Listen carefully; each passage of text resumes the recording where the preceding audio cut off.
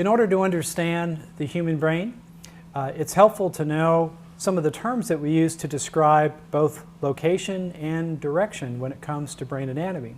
So let's just go over some of the very basic terminology.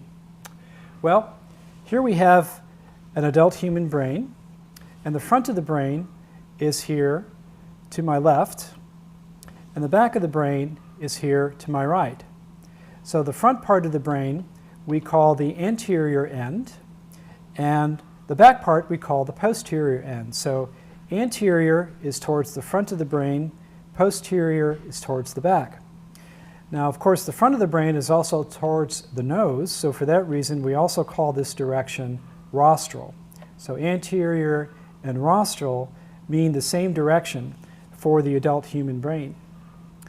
Now, towards the back end of the brain, we call that caudal, although for reasons that we'll mention in just a moment, that word caudal, meaning tail, doesn't exactly fit the forebrain, but it does fit when we include the spinal cord. So we'll get to that in just a moment. So anterior rostral towards the front of the brain, and posterior caudal towards the back of the brain.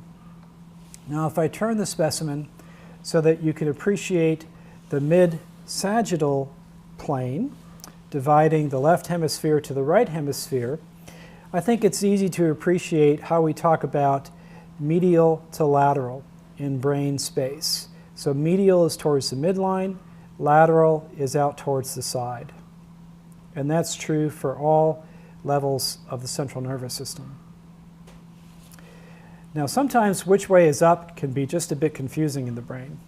When we view the brain from the lateral surface, the top part we can refer to as the superior surface of the brain or the dorsal surface of the brain. The lower part we can refer to as the inferior surface or the ventral surface of the brain. But these terms get just a little bit confusing when we look at the mid-sagittal plane in a different hemisphere. So let's do that.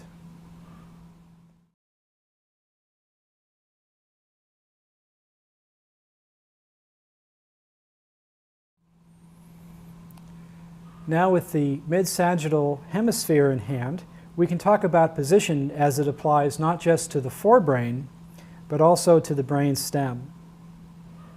Well, as I mentioned, towards the front is what we call anterior or rostral. Towards the back of the brain is what we call posterior or caudal. But notice what happens in the relationship between the hindbrain and the forebrain. There is a flexure or a bend that takes place in the axis of the brain as the forebrain develops on top of the middle brain or mesencephalon.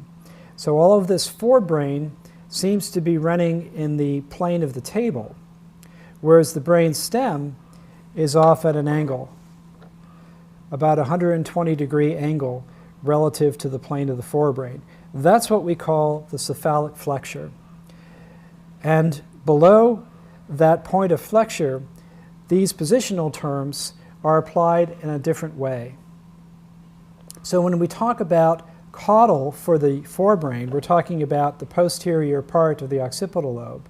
But now if we talk about caudal relative to the brainstem or the spinal cord, we are talking about the inferior direction towards the tail, the cauda equina segment of the spinal cord, which is the most inferior stretch of the spinal cord. So towards the tail is quite literally towards the horse's tail or the cauda equina when it comes to the brainstem and spinal cord. Now, what about dorsal and ventral? So for the brain stem, dorsal means towards the back. And if you can imagine this brain stem extending into the spinal cord, towards the back would be on this aspect of the brain stem. So the cerebellum is dorsal to the brain stem. Posterior for the brain stem is synonymous with dorsal. So if we talk about the posterior aspect of the brainstem, we're talking about its dorsal surface. Likewise, if we're speaking of the ventral surface of the brainstem, we're talking about the part of the brainstem and spinal cord that's towards the belly, or is ventral. Ventral is synonymous with anterior when it comes to the brainstem and to the spinal cord. So this can get a bit confusing. Again, just to review a few of these terms, when we're talking about anterior relative to the forebrain, that would be in this direction, towards the front of the brain. Anterior with respect to the brainstem would be right in this location here. Ventral for the forebrain would refer to the inferior surface of the hemisphere. But ventral for the brainstem is synonymous with anterior. Now finally, superior and inferior continue to mean towards the top of the body being superior and inferior is towards the lower part of the body. So we can say that the pons is superior to the medulla and the pons is inferior to the midbrain. So superior and inferior are similar, as is medial and lateral. If we were to look along this mid-sagittal plane, the cut surface is medial, whereas the side surface of the brainstem is what we would call lateral. So medial and lateral are the same for the brainstem and spinal cord as they are for the forebrain. So with some knowledge and some practice with these positional terms, it will make great sense to you and will have the capacity to discuss relative position within the brain as well as among these superficial features with some precision that can help us align the central nervous system with the rest of the body.